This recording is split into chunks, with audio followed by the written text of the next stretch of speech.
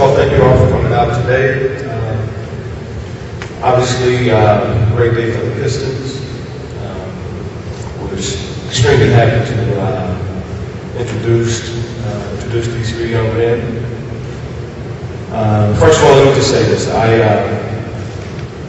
Myself and the entire organization feels like we drafted three really good players.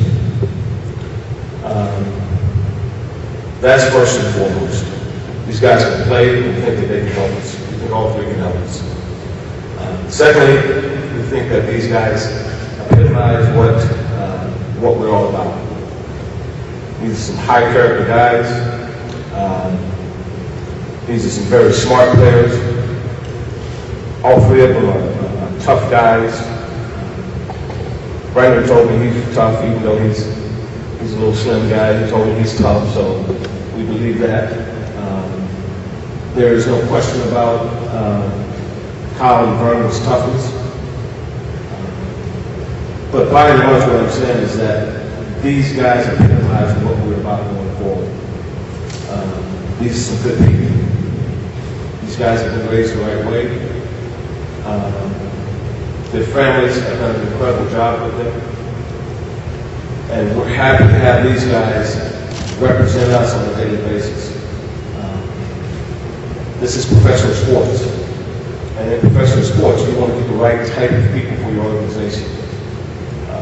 And so these guys, I have no doubt, will represent the Detroit Pistons in the right way.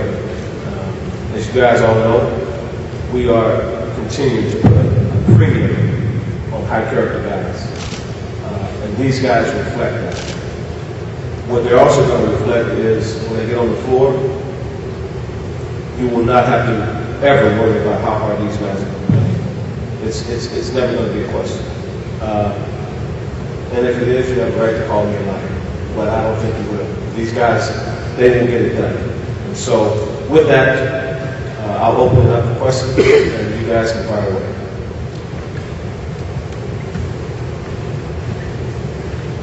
Joe, you use the word character and how hard these guys play quite often. Why was that so important at this point in time? And is it something in the organization that you think is lacking? And can you just elaborate a little bit on why you went about it that way? We've always been successful here with high character guys. And when we've been at our best, it's because we knew we were putting guys on the floor that were going to give their all and that were going to do things the right way. And as we all know sitting here, we had some slippage in that department in the last year or two. And so this is a direct effort to reaffirm who we've been and why we have these banners in this building. You win with those type of guys. And so we wanted to get the best players that we could get. And we also wanted to get guys that we knew would show up and be professionals on a daily basis. Brandon on here. Present Detroit Free Press. Can you go ahead and put the rest folks around here took a little issue with the way you reacted when you got drafted? People thinking that maybe you wanted to go to Detroit. Can you tell people how happy you are to be in Detroit? I'm definitely happy to be here in Detroit. It's a great feeling when you think about Detroit. It's a great city, it's a great tradition. I think, I'll be acting that way. I'm just a serious guy. That's always been my nature. Always be kind and collect. And like I said, I had a great tradition here, 3 championships, so I'm hoping that we can add to that. Kyle, did you ever ask the same question about your reaction being in Detroit? Yeah, I feel the same way as Brandon does. It's a great sports town. I think the type of personality that I have kind of fixed, the way Detroit and just the whole state of Michigan is. So I'm very excited. And Vernon?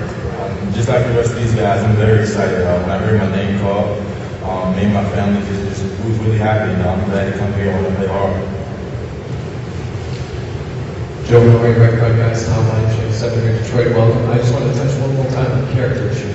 I know you're all very talented basketball players. This is not to say anything about your talent on the basketball court. But Joe, as you make this decision, were there other players perhaps that may have been more talented and you zeroed in on these guys because of the character issue, because you knew that was something this franchise needed to address?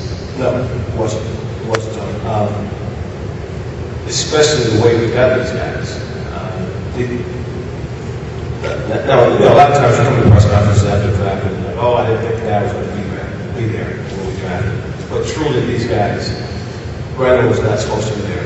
Kyle was supposed to be going in the late first round, and Brandon was supposed to go before 52. So it's not like we had some guys who were more talented than those guys and we passed on. These guys, sometimes it's better to be lucky than good. We were lucky on draft night. Those guys fell and were still on the board when we picked. And it wasn't even a discussion in the room when the draft unfolded and we saw who was coming to us, we saw who was going to be on the board. It wasn't even a discussion. We knew we're taking these guys. They're good basketball players. They also happen to be extremely high character guys as well. Michael Rose with the Free Press. Brandon, have you had a chance to talk to your other teammates besides these two? And what are your plans if there is a lockout that maybe you can't be in touch with the organization for a few months? I was able to meet with a couple of them, but I haven't really had to have a lot of conversation. And my plans, if there is a lockout, is just maybe go back to school, definitely to continue to work out and try to prepare myself for this upcoming season. Brandon, Keith Langwell from Business.com. I know you were in the same graduating class with Tyree Irving. I imagine you have some sort of relationship with him, playing all American games and the AAU circuit, that type of thing. What is the nature of your relationship? And now that you're in the same division with him, are you a little frustrated that perhaps you weren't given the chance to work out in Cleveland or be considered with that number one pick? My relationship is basically just when I see him, we communicate, that's about it. And I'm not frustrated at all. I think I'm here for a reason. And like I said, I'm happy to be here. And I plan to just do whatever it takes to help my team win. I'm not really focusing on workouts in the past and not having the opportunity to work out against so-and-so. But right now, it's all about the Detroit Pistons. Brandon, Justin Rogers from MLB.com. John Calipari's had an incredible string of one-and-done point guards. Their pros, Tiger Evans, even Eric Bledsoe. What is it that he brings to the game that prepares the point guard so well for the NBA? He just expects excellence and perfection. You can have a great game going, and he's gonna rip it for one mistake. He pushes you to be perfect, and I think that's why Coach is who he is. He expects nothing but excellence, and that comes from a lot of our coaches too, like Coach K and Coach Donovan. I know he's the same way because I've been recruited by both of them. Brandon, Eli there, Pistons.com. Are you prouder of your 18 points a game or your 4.3 grade point average? Probably my grade point average, just because a lot of people aren't able to do that. A lot of people don't take that seriously. I think a lot more people strive for the 18 points a game versus the 4.3. So the 4.3 I think is a little bit different, and I think I'm a lot more happy to achieve that. Let's go with Detroit News. A lot of people expected you to go third, but they took me as cancer.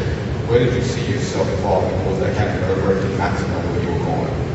I was a little bit nerve-wracking, just not knowing. But like I said, I can't focus on that now. It's one night, and right now I'm happy to be here. And I think, like I said, I think I'm here for a reason. I think it's a great fit, and that's place I really could end up. Hey Joe, I understand Vernon had an excellent workout for you. So could you comment on that? And Vernon, could you talk a little bit about some of the fellows you worked with against here? Yeah, Vernon was going to work out with Yambo, Tristan Thompson, Keith Benson, Marquis Morris. And he was a warrior during the workout. I mean, just an absolute warrior. Physical, strong, defended well, scored the ball in the low post. And it was a guy that fits Detroit basketball. We like tough, hard-nosed guys here. And so all of these guys are tough, hard-nosed ball. And that's our stamp. That's who we are. That's who we've been. That's when we've been at our best. And so when he came in and showed the way he did, we looked at it and said, listen, this guy's on the board at 52. If he's still there, it'll be an excellent pick for us. Brandon, Detroit Free Press. You talked about you took a lockout, spend the summer going to school, working on your game. What did you have to do work on to get better and ready to go whenever the next season begins? Definitely have to work on my physical strength, just being really strong, I'm prepared to take bumps and to also get off bumps, and also pick and roll and making sure I'm driving right the same way I'm driving left. Making sure those are the same, and then just finishing on the rim and continue to do great. Bernie, could you go ahead and comment after Joe about your workout, what you thought about it? Definitely. I came in here and I wanted to play hard possession. There were some great guys I was playing up against, so I just wanted to go in there and just play physical, crash the boards, and try to score on low posts, and I think I did a great job of doing so. That's what got me out there. Kyle, you played 4 years at Duke. So many guys come out early. You think this prepares you better, having that experience, the Duke background, et cetera, to be able to blend into the NBA?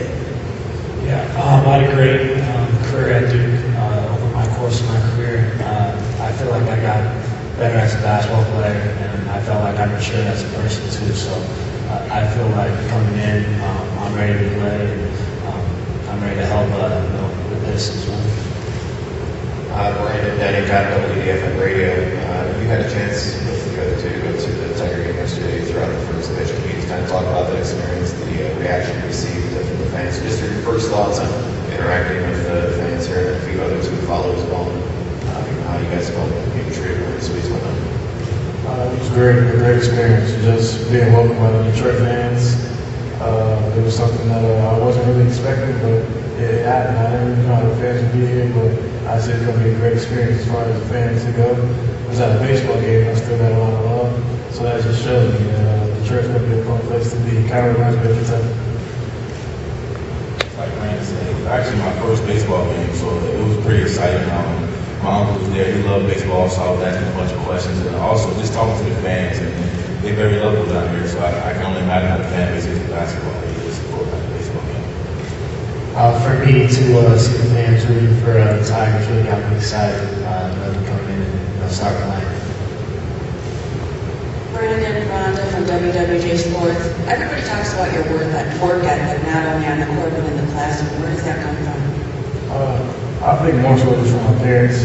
Whenever I do something when I was younger and I do it halfway, they pull me to the side and just tell me, if you don't step it up and do 110%, I'm not going to allow you to do it all. So it started from an early age, just having that mindset, and it kind of just stuck with me. So if I got in the court or the classroom and didn't get 110%, or didn't do it the right way, I didn't feel like I was going the right way, or like I was doing what I was supposed to be doing. So I think that's where it came from. Good Detroit Free Press. After the junior season, national championship, people were thinking you may go pro then. Do you have any regrets about going pro? Playing with the first round, called obviously you ran pretty hot last year. Have you regrets there? I don't. After going through my senior year and just looking back on it, I would have regretted not experiencing the things that I experienced in my senior year, so I have no regrets. I spoke to Chris Singleton at the NBA Draft Combine, generally considered the best perimeter defender in the draft. And I asked him who was the toughest player he had guarded in college. He didn't hesitate at all. He mentioned you as the toughest guy he had faced. What does that praise mean to you? Well, Chris is a great defender, just a great player. So I feel honored that he would consider my name. So it just shows the respect that I share with Chris, and appreciate it. Joe,